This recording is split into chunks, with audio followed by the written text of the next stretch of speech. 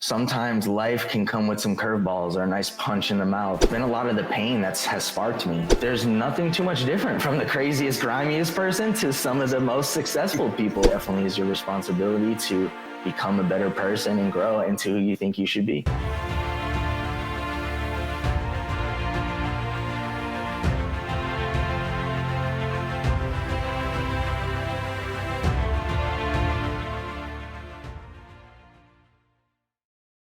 What is up, Impact Heroes? Welcome back to the show. I'm your host, Rick Ornelas. Thank you for spending some time with us today because we know time's a valuable resource and we're going to make it worth your while. I appreciate each and every one of you, not just for listening, but for who you are. I know you're sparking change to make the world a better place every day, and I am humbled and grateful for your efforts. It takes all of us doing our part to spread positive change, and that's what this show is all about. Motivating you with stories of struggle, courage, and hope to empower you to make a difference in your life and the lives of others. In case you missed it, every single day that you move forward, make sure you find something that's more important to getting you out of bed than that's keeping you in the bed. Available everywhere you listen to your podcasts. Welcome back, Impact Heroes. Today we have the pleasure of speaking to our latest iSpark Change social impact hero, and he is an interesting one to be sure. Our guest today has the unique ability to unlock a person's unlimited potential. He has had many iterations of his young life, including drug dealer, entrepreneur, gambler, hustler, and professional skateboarder. Sounds super interesting, by the way. He's endured the pain of losing precious loved ones and having an absent mobster father. He's both known what it feels like to feel lonely and lost while experiencing anxiety, PTSD, procrastination, laziness, and overthinking, to name a few.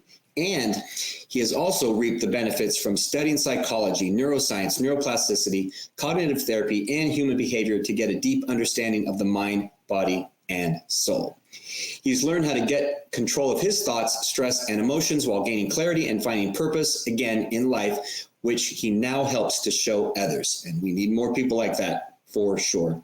He now serves and helps people daily through his knowledge and life experience because he believes everyone deserves to master their intentional world and live life to its full potential in their external world, no matter what happened yesterday. Part of why he's on the show today. So he's authentic, genuine, honest, and a bright light. Please welcome keynote speaker and mindset elevator, the people's life coach, Philip Meranto. Hey, welcome to the iSpark Change podcast. Thank you, man. I appreciate it. It was a great intro. Oh, you're welcome. Hopefully I did you right with the intro. Oh, you did a great job. So I appreciate that. Thank you. You're very welcome. I like to capture, some of when I'm reading through, preparing for a show, I always like to share the things that stood out to me, the things that I was interested in, that I wanted to ask more questions about, the things that kind of caught my attention. And so anything I shared in the intro were things that caught my attention that I would want to know more about. So, part of us, why we're having this conversation right now.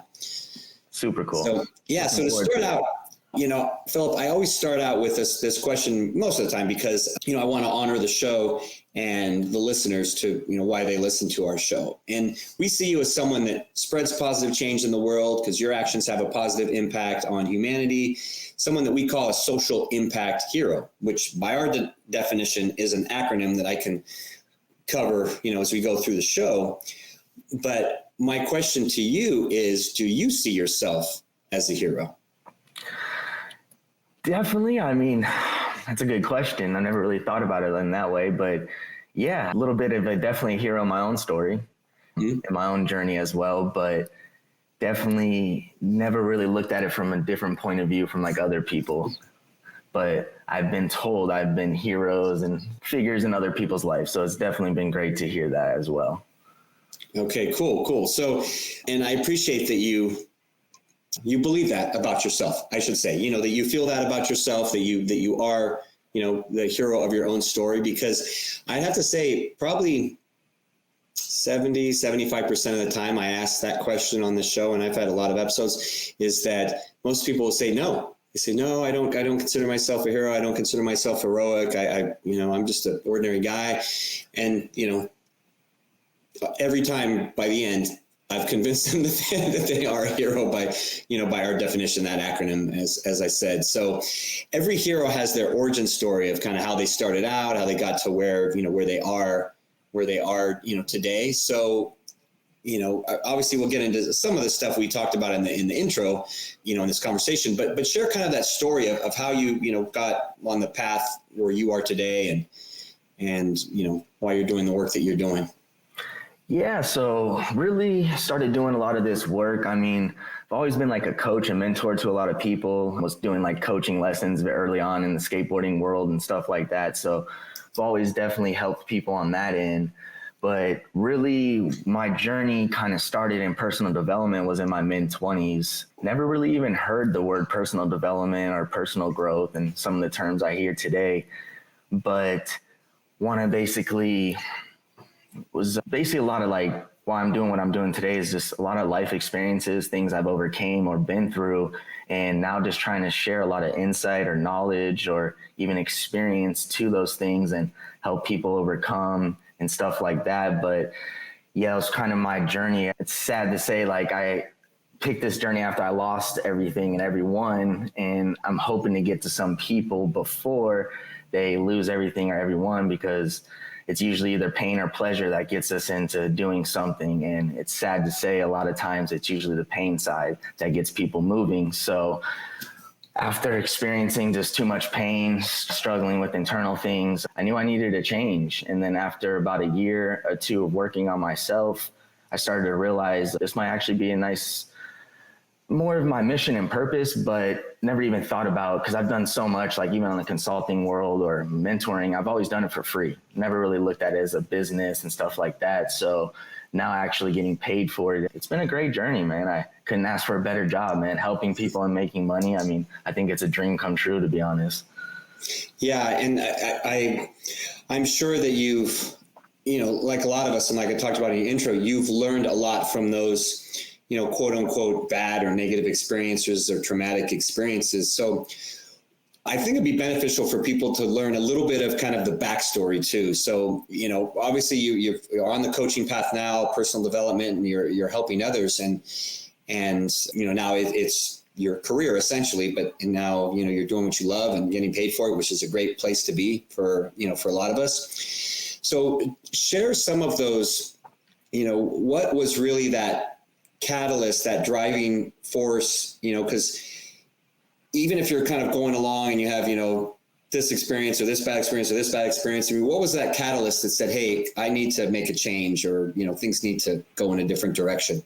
Well, yeah, kind of like you mentioned, it was definitely a lot of life experiences. I was raised in organized crime with my father, so that was definitely an experience of its own. And he had me at the age of 47, so he was a little bit older. So just being in business, even my brothers are in their 50s. So just even having friends, family, being a little bit older, I grew up very fast. So I got to see a lot very young. I was already on my own by the age of 16, traveling, skateboarding around the world, a lot more US. And then in my 20s, started traveling a little more outside of the US, but basically traveling a lot. And then was one of my, basically from 24 to 28 when I kind of started going through my real storm. One of the first things was I lost my mother. That was one of the hardest things for me. That was lost my grandma and a few friends and family members before, but when I lost my mother, that was the first time I actually felt like I lost a piece of me. And after that was basically just 4 years of lost my grandma after that on my mom's side, father, girlfriend of 8 years, was kind of being told I was a little too old to pursue my skateboarding career. So was struggling with that, because in my eyes, I gave up everything for skateboarding, wanted to do that. And then being told in your mid-20s that your age is starting to become a factor. So kind of hit me off guard and stuff like that. And living in Las Vegas, there's a lot of influences out here. Yeah. I try to tell people the city's built on losers. Still people don't get that, but it's a lot of influences and stuff going. And then my father ran a lot of nightlife stuff. So I was very involved in the nightlife pretty early. And once I hit probably around 28, like I mentioned, when I kind of lost everything and everyone, I just know I was in a direction that wasn't good. Just didn't care about living no more. Kind of was doing things that could have led to jail, stuff like that. And just kind of living that victim mentality in a way to Luckily, there wasn't one specific thing. I think it was a lot of it just adding up and just so sick and tired of actually feeling sick and tired that I knew there was a change I needed to. And once I finally found that person in the mirror, I never looked back pretty much. It was once I started to really work on my personal side and started to see some things that I used to struggle with to now that I had control with or wasn't affecting me as much as it used to, I just started to go all in. And then I kind of mentioned to some people, I don't think we'll ever get rid of everything we used to struggle with, but we just have a better hold and control on things that used to have a struggle over us. So that's some of the things that kind of helped me. Yeah, there wasn't like one specific thing. It was just kind of the years of adding up, just knowing that lifestyle, even seeing things with my father. I wanted to be bigger than that. You kind of heard the term sometimes in the mafia world or something, or this life chose us, we didn't choose it. And I really thought that, but now I started to realize looking back how much power and control I gave to that belief and why I started to reflect more or started to live that life of a reflection because of my beliefs and stuff. So getting just super clear on stuff like that. And it just started to help me because I try to tell people it's your reasons and just attaching reasons that are just 10 times bigger than my situations that are going on today. And I'm single today and I don't have no kids, but I mean, those are some things I want to make sure that for my future identity, or if I ever have a kid or another relationship, that I don't bring them through a lot of the same stuff that I've been through or that I was raised in, and just want to be bigger than that. So. Yeah, what I hear is, out of everything that you're sharing, Philip, is really growth. Is that you were growing to become, the individual that you're meant to become. And maybe for years you were living, sure, you were learning from those experiences, you were having those experiences, but they probably weren't really in alignment with the person that you wanted to become, and it just took a while to get to that point. If you will. I know for me, it took, I had, successful life and a career and a family and everything for a long time. And I wasn't really living in my purpose. I wasn't really living with what, I felt I was on this planet to do. Yeah. And, it took a long time to figure that out. And it wasn't until the pandemic and I wrote a book and went through a change and started iSpark Change and everything that I figured all that out. So it took, a lot longer than it took for you. So commendable to you to figure it out at a young age. But what do you think now? Do you think that you are now in alignment with what your purpose is? Do you have an idea of what your purpose is? And do you feel that you live in alignment and honor that purpose? Yeah, kind of like you mentioned, identity is so big. And to me, it was very easy to paint the skateboarding identity to people because of the coverage I was getting, the sponsorships, the contests, the traveling. But behind closed doors, I was still living the underground world, you can consider it, or whatever term people say for it. But so I really didn't even know, I want to say, like, who I was until my mid-20s. And that's why it hit me hard. And you see it a lot with athletes coming off their careers and stuff, is identity crisis, is that we're stuck being this identity for so long. And then when it's time to change, it affects us a lot. It's kind of hard and stuff. So there was basically getting very clear on the identity. But to me, purpose, the more I kind of study what my purpose is kind of the things I believe, what I think I'm here for and stuff. And today, yeah, when I look back, I think there is definitely a reason why I went through so much and even achieved so much at such a young age too. But yeah, I do believe there is definitely something like, not to get too off subject, but yeah, I definitely feel like I'm more on my purpose and mission today instead of all the other things, because I can take a lot of these skill sets and go back into the nightlife, operations, sales, but there was definitely a deeper meaning when it came to the coaching side, because I truly love it and I really like helping people. And when I see so many people struggling, and kind of like you mentioned, there's not too many people at my age that are even worried about personal development or personal growth. And you start to see it actually, more people, it gets their attention as they grow. So one of my missions is actually to get more millennials and Gen Zs to be more open and focused on personal development and growth, because I think it's huge. Your mindset runs everything. And for someone that's been in a lot of high pressure, high level situations, if I knew how to operate my mindset before,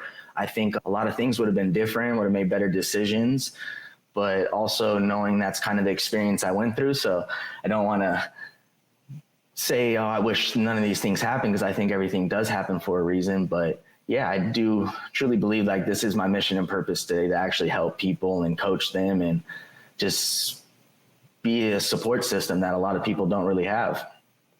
It's true. So many people there, they are lacking that support. So one of the things I talk a lot about, and I've seen the value in my lifetime, are the value of coaches, the value of mentorships. You talk about being a coach and supporting others. We're in your past. So, either in skateboarding or in your past, were there any individuals that were mentors along the way, or was some of them mentors, maybe, or coaches in a not so good way? Or were there any that you could have leaned on a little more or learned a little bit more about that mindset, or about, being able to help others? Yeah, definitely on the skateboarding side, I had some great mentors. Like I kind of mentioned earlier, I've always hung around older people. So kind of seeing some older people gone through what you're going through and giving you some advice has definitely been huge. And then as crazy as it is, as much as down and ups we had, my father was a huge mentor in my life. It's kind of sad to say that watching him, it's like when I came into his life, he was a very powerful person, had a lot going on, and we're very naive as children, just wobbling around and stuff. But to see him kind to go down in a direction of losing everything as well was a big lesson for me. And then being on the side of that, or being in business with him on some of those things as well, it opened up my eyes a lot. When you see a lot of people make mistakes, you get to learn from them as long as you're open to them. And it's sad to say that I watched him make so many mistakes, but that's also why I think I have such a big mission and purpose today to help people, is because we hear the term is it's hard to teach an old dog new tricks and stuff. And that was very true with my dad, and especially being the Italian side, Italians can be very stubborn. And so just to see that openness, because when I was young, my dad didn't instill a lot into me, you know what I mean? Treat people with respect, integrity. But it was like, as I grew older, a lot of things that he taught me, I didn't see behind closed doors. So there was a lot of distance, I would say, or unalignment to, as I got older, not too many people, but by the age of 14, 15, I was already living on my own. So I had a lot of responsibilities very young and stuff, but yeah, I had a lot of great mentors back then. To today, I have a lot more. That's why I'm like, coaching. Some of the mentors I have today have been a great catalyst to my success, I believe, but I don't think I was really looking for them back in the day. Gotcha. As in, yeah, like they were around, and I definitely was observing and taking clues and experiences from them, but I wasn't really open to it. I always kind of thought, this is my life. If people aren't walking in my shoes, how would they understand? And that was a very strong belief I had very young that is definitely rewired today, that I'm just way more open to it. And I feel like even if it's someone that you don't look up to, a mentor or something, there's always something you can find in some situation. So just keeping that curiosity state of being today has helped me out tremendously. Yeah, always something to learn from individuals. And I'd say the only thing you were probably guilty of, Philip, is being a teenager, right? Is being a teenager. And I've seen that with my daughters. I remember the same thing, is that unfortunately, us, when we're young, we have to learn so many of those lessons on our own. At least you did learn some from your dad, right? You saw some of his failures and everything. But most of the time, I made plenty of stupid mistakes that I had to make on my own. And I've seen it with my daughters too, where they have to go through the struggle on their own, even though you try to impart that wisdom in them to, for them to learn from you. And it's funny because, like I said, with teenagers, now, it was a little different when I was younger, but you have so many external influences. I'll tell them something 10 times and never sinks in. And then they show me a TikTok saying the same thing, and they're like, oh yeah, this is great. I'm like, I've been telling you that for 5 years, right? And then you see it on TikTok, and now you think it's brilliant, right? It's something about mindset or whatever, right? something like that, oh yeah, it's such great wisdom when it comes from the phone, but when it comes from someone close to you, it's totally different. No, it's very true. And it's hard. I mean, you know, as teenagers and as we're so young, we're very hard headed. We think we know everything and stuff like that. And that is something too, is how much we've grown in the last 20 years, just as society, and what some of these Gen Zs and millennials have gone through with just the influences. And that's why it's like, I actually feel for some of our parents and grandparents, because they were living in such a different time 30, 40, 60 years ago and stuff. So technology has helped us in so many ways, but has definitely not helped in a lot of ways too, when it comes to a lot of focuses and this instant gratification. I feel like society we're living in today, everyone wants it so instantly, when it's really so many lessons come from the hard work and some of the mistakes we make and stuff. So as long as you can stay in that direction of where you think you should be going and stuff, I think it's huge. Yeah, absolutely. Absolutely. So much. So what part of, being a hero is engaging the audience in their mission, allows people to learn from, what your purpose is and what your mission is. So how do you get past, when you're working with people, how do you get past that, kind of human nature that we were just talking about, to have to go through the problem on your own? And how do you get past it to, help show someone or teach them or, educate them in terms of maybe what you have to say is worth listening to, as a coach, and that they can learn from your experience as opposed to having to go through it on their own? One of the biggest things I've definitely learned, because in the beginning I was trying to push it on a lot of people, and I've really realized is you can't help someone that's not open to being helped or want to be helped. And it's just very true. So me personally, I've just gotten better at finding the people that want to raise their hand and are more open to these new things. It is very hard. I mean, the last thing you want to do is someone that's going through something difficult or some friction in their life, and then kind of tell them it's their fault, this and that. I mean, it can kind of just add so much more pressure and stress to a lot of their situations. So for me, I like to at least find people that are just open to it, because I don't want to make anyone feel like they're not living up to their goals or they're not doing enough and stuff. But if they're open to maybe leveling up or going to a different level, I'm always there for people and stuff. But yeah, it's definitely been hard to try to get to people to change if they're not open to it. So that's one of the main things, is if people are open to it. I mean, I try to tell my clients, as long as they're open, willing, and committed, you give me those three things, I will give you a result, or I'll give you your money back, because I really work on just a result-driven business. If I'm not giving you results, I'm not the right person for you. So that's helped me a lot, is just really trying to find the people that are just open to it, and then designing more of a blueprint for their desired outcomes.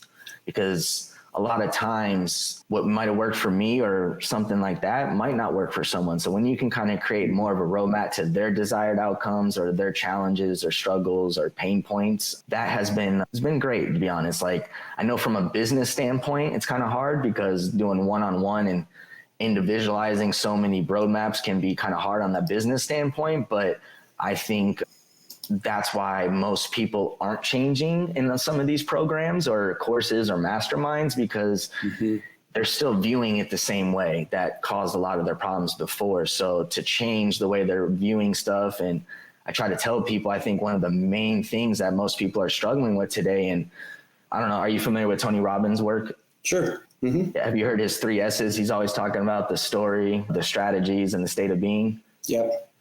So it's like, and I've seen him talk about this for years after years after years. And it's really like, I think the main thing is it's the state of being. I mean, we get really good at the strategies we need, the story, but it's the way we're viewing stuff. And that is something, like just helping people the way they're viewing in the state of being they're in, because I think that should be the number one foundation they build off of, is just really understanding the state of being they're in. And we're not really built. That's why I'm like, the more you learn about psychology and human behavior, is we're not built that way. So that's why I do feel for people a lot. I don't want to enable people and stuff like that, but I actually do feel for people, because we are built in a lot of ways that supposed to, not build out of these comfort zones and live in patterns and stuff like that. So just to build up that awareness of wanting to be bigger than that.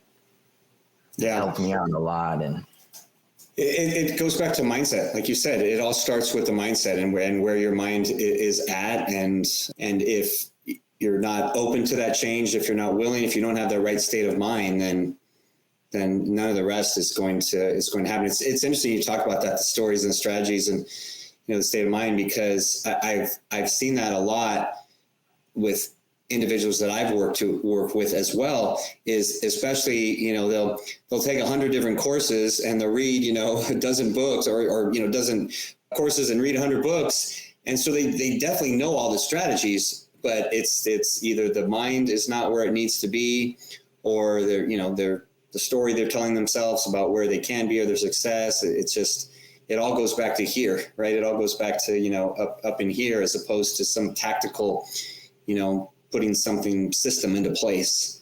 yeah, So I love that you say blueprint, you know, for people, because it's something they can build upon, and it's something that, you know, gives them a plan, a roadmap, something that they can follow without some kind of cookie cutter solution, which is that really resonates with me, because that's how I built my coaching business for years, was letting people know that I'm going to help them achieve their goals, not just, you know, some solution that I've implemented in 20 different businesses.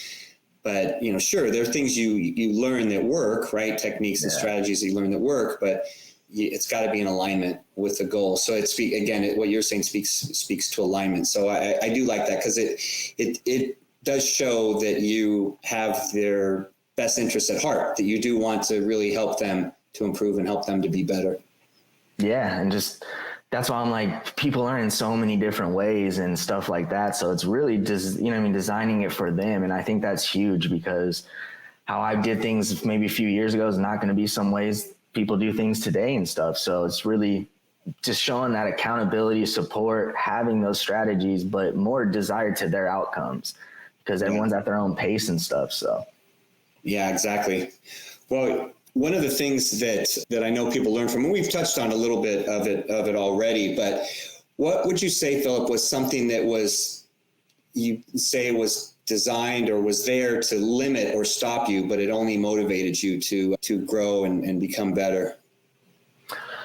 The things, kind of like you mentioned a little bit with the stories, but it's just the things we give meaning to. Never really understood how much bullshit I gave meaning to, and then wondered why all my power and control never had over more meaning than I gave meaning to it. So yeah, just really getting clear on the things I focus on, you know, the things I value, my beliefs, the direction I'm also trying to go in, because it's very true. I used to wake up a lot and didn't realize why I used to wake up and just stress out so much. But it's like every day we're waking up as a record of the past. So can we be bigger than that past? And me just putting more focus, I'm all about input, output, and just making sure that my focus is things that are empowering me. And we don't realize how much stuff we're doing daily that could be taking away from us, disempowering us.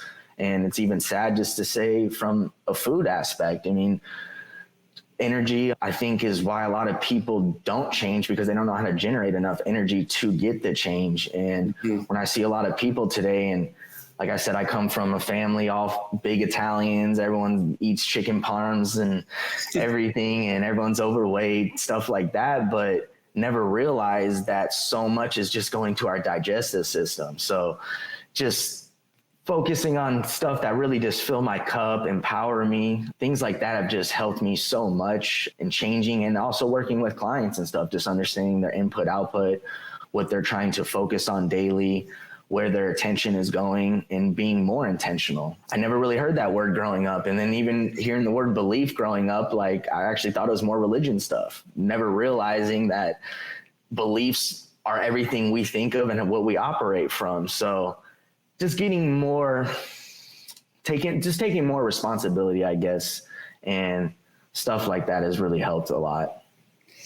So one thing that I heard in what you were saying that I want to ask about, you didn't directly say it, but when someone's on one path, okay, and they start to, and it may not be a great path, okay, like for example, you may say you weren't on a great path, and they start to say, okay, I'm changing. I'm going to be better. I'm going to go down this new path. Well, the individuals that are on that old path, they want to keep pulling you back and pulling you back and pulling you back. So, what I'm hearing when you're saying, oh, my family, they're all big Italians eating chicken parm. And I'm like, oh, I like chicken parm. But then I'm thinking, okay, well, when it comes to, if you're at a meal or, hey, let's go meet to eat or let's go this, there's those external influences, right? So how was that an issue for you when you started to go on your new path, that some of the people on your own path that you had to say, hey, I'm just going to part ways, or that you had to really let them know, look, this is who I'm,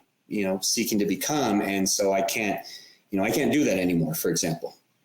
No, yeah, spot on. I mean, your environment and the people you're around daily just have such a huge impact on your future, the way you feel and everything. And yeah, I had to start getting very serious, even as much as I still love skateboarding. When I look at my future, skateboarding, definitely I will skate till the day I die and stuff like that. But I had to start changing the identity and the environments of stuff I was in, especially being out here in Vegas, a lot of party scenes, stuff like that. I remember when I first started down my personal development journey, sending all my buddies podcast episodes, trying to tell them about consciousness and how we're not conscious and all this. And I had a buddy straight up stop me and was like, hey, I really don't give a fuck. You sound like the guy that's knocking at my door trying to sell me religion.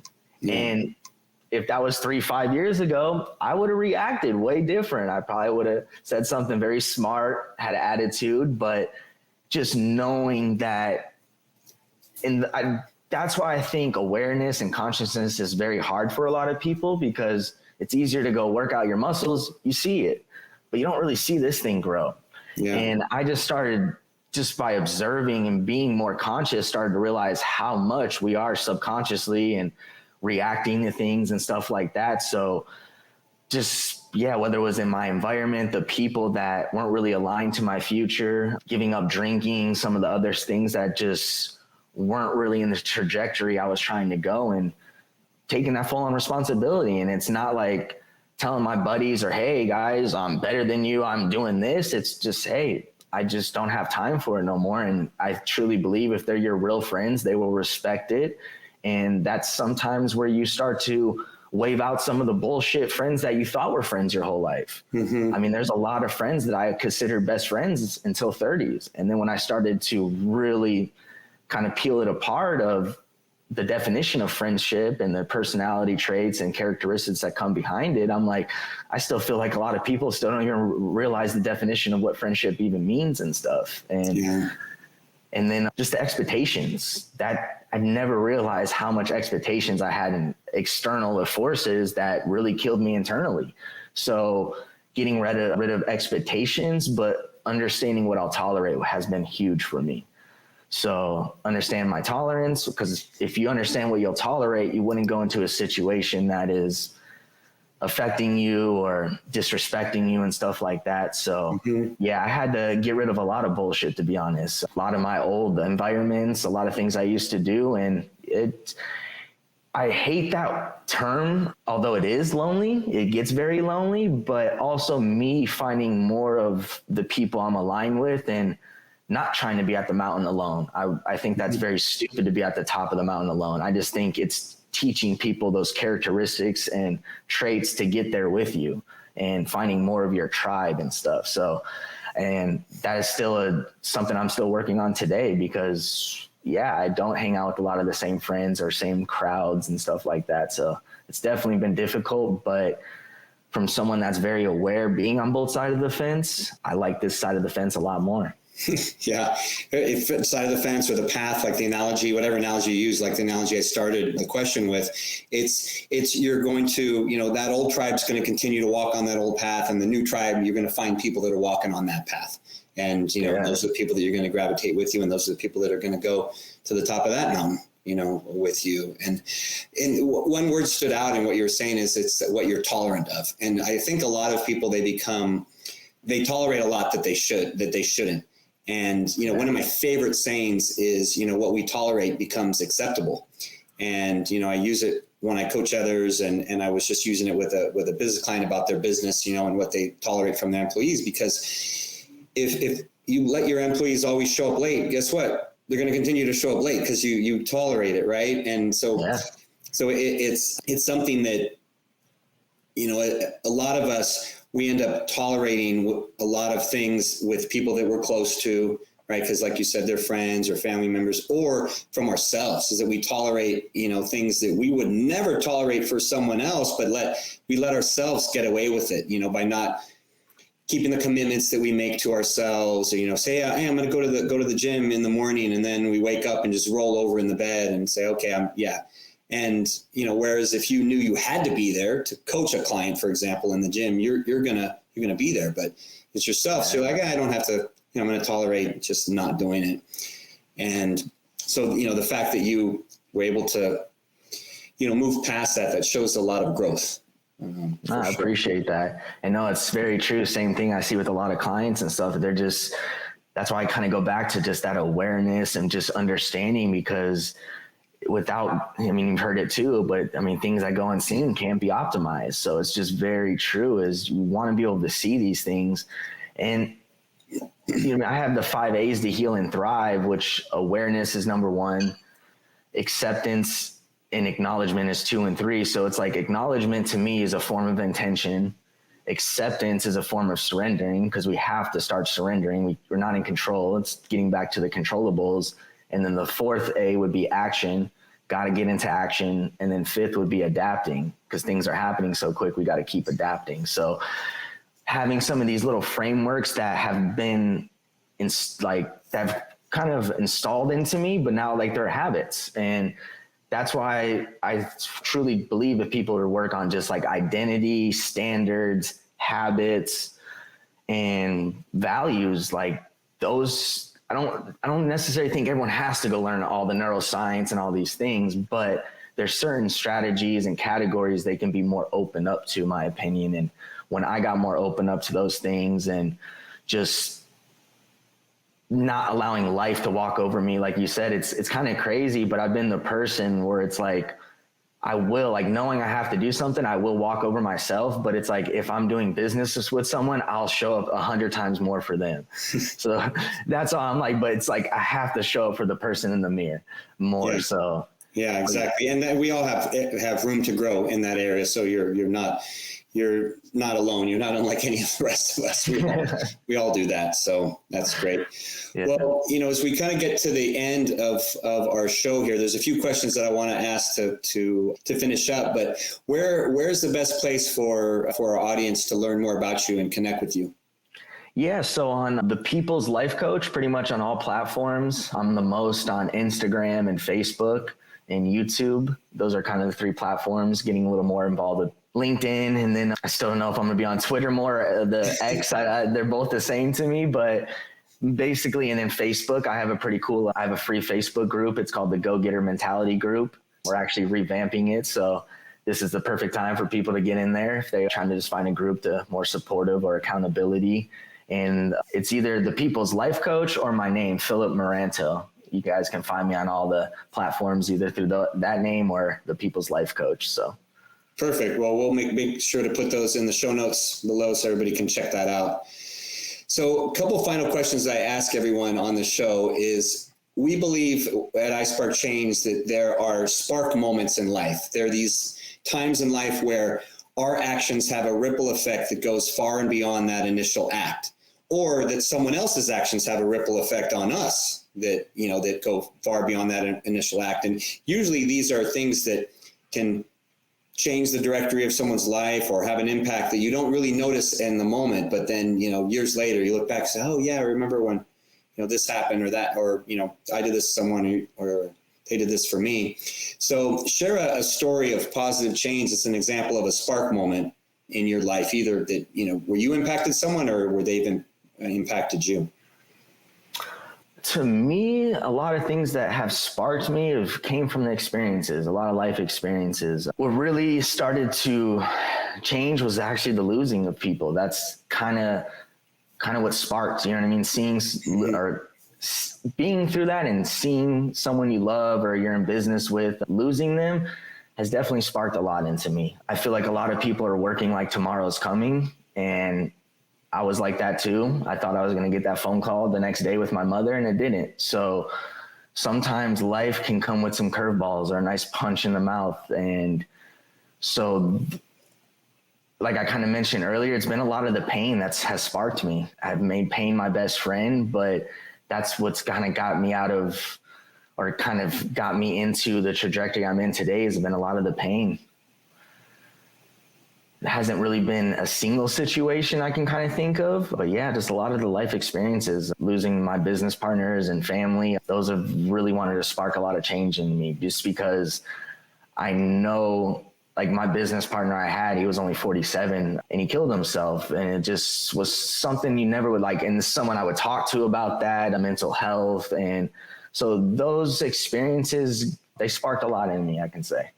Yeah. And I'm sure tragedies to be sure, I'm sure you will continue to see the ripple effect in yourself and the positive ripple effect, that it will have on you and conversely on you on others. So thank you for sharing that. So our goal, Philip, at iSpark Change is to positively impact 1 billion people through the next few years through our community and our work and our future social impact social media platforms. So we know we can't do this alone. We know we need the help of leaders, social impact leaders like you, to help show others the way, because many people feel, as I once did, that they're too small to make a difference. So we value your thoughts and opinions as a social impact hero. Thank you for being one on the program. Thank you. So I want you to peer into the crystal ball of iSpark Change and tell our audience, what can the world become if everyone starts believing that they can change like you did and have an impact on our future? Man, they can do anything they really want, I truly believe. I mean, that's something I've actually had on my side. If I had to take a guess, it was from skateboarding. I didn't realize how much people lack with visualization or believing themselves, but that was something like I did since very young, was visualizing a skateboarding trick, a piece of wood flipping and landing on it. So visualizing, I think, is very important. Some people say manifesting, visualizing, but I truly believe that I just want to see more people live a fulfilled life, more to their full potential. And when you just look at most people, they're not even measuring to anything. It's like, what are they measuring towards? And it's kind of same. I fell down the same lane, but it's like I kind of was just measuring myself with my own bullshit at the end of the day, just full of it and trying to be more open. So I truly believe if people can step into their full potential or just be open to it, they can definitely go so many more levels bigger and deeper and do anything they really want. That's why I'm very optimistic. I like to think big, do things big, and I think anything's pretty much possible as long as you put in the work. I just think that's the missing part that most people are not doing today, is the work part and trying to find this special pill or this special thing that's going to speed things up. And I'm all for speeding things up, but we have to go through certain things and sometimes go through the process, even if it's longer than we expected, because there's so much growth and lessons and learning from that, I believe in. So I truly believe just step into, your full potential, because it's doable. Yeah. Anything's possible. Just got to do the work. I love it. Yeah. Like I don't think anyone's better than anyone. I just think we're just at different levels in life. And I truly believe, being in rooms with very successful people, billionaires, millionaires, and sometimes in rooms with some of the most grimiest, craziest people you can think of. And there's nothing too much different from the craziest, grimiest person to some of the most successful people. Like, we all share some of the same traits. We've all been through a lot of stuff. It's sad to say most people have been born in dysfunctional families, and it's no one's fault where they were born. But as an adult, it definitely is your responsibility to become a better person and grow into who you think you should be. Yeah. Well, wise words for everybody. So thank you so much. Well, Philip, it's been a pleasure. Thank you for taking time to share your heart and wisdom with our audience. You came in, you over-delivered as I expected that you would. Your desire to be authentic and genuine is evident, and you're filled with passion, humility, and lead with a heart of service and gratitude, which tells me you will continue to have success in all facets of life. And this is only the beginning of your social impact. Oh, thank you. I greatly appreciate it. And I love your movement, and please keep up the work too, man. I had a great time today. All right. Thank you so much, Philip. All right, Impact Heroes, it's our stories that connect us all, and we loved hearing Philip's today. Philip Meranto, you're not only an inspiring and amazing human being, you truly are an iSpark Chain's social impact hero. We'll see you all next time. Do you want Rick to speak at your event? Here is what others have to say. Did not know his story, and it was so inspirational, and his presence on stage, his authenticity was just incredible. Absolutely loved his performance. Made me feel some type of way. If you're looking for a speaker for your next event, hire Rick. I promise you this, you will not be disappointed. Visit rickcornelis.com to book him today. Remember, Impact Heroes, every positive action can be a spark moment that has a ripple effect that spreads far beyond the initial act. So go out there and spark change. Don't forget, if you enjoyed this episode, then please smash that 5-star rating on iTunes or Spotify and leave a review. We value your comments and we want to hear from you in the community. Thank you for listening. God bless you, and we'll see you next week on the iSpark Change podcast.